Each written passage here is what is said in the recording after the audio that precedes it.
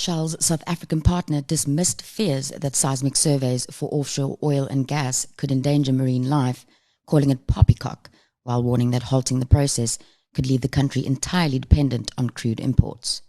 There is no evidence that seismic testing has had any biologically significant impact on any marine populations in areas in which surveys have been conducted anywhere in the world, Hoskin Consolidated Investments said in an open letter published on its website.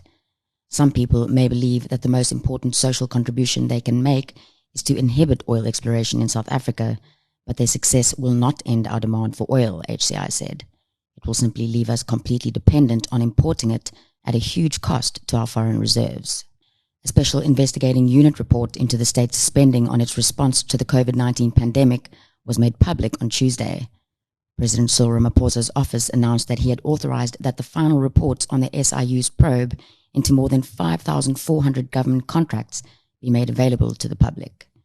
The unit investigated 5,467 contracts valued at 14.3 billion rand, awarded to just over 3,000 service providers.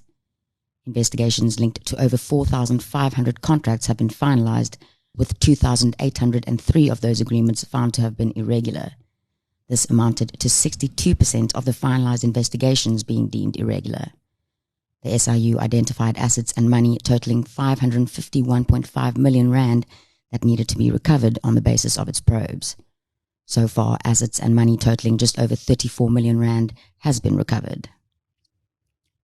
South African scientists and medical experts are adding their voices to the call for the government to end the country's national state of disaster and lockdown regulations, saying that the world is entering a new phase of dealing with the COVID-19 virus and that being on a permanent code red is no longer effective.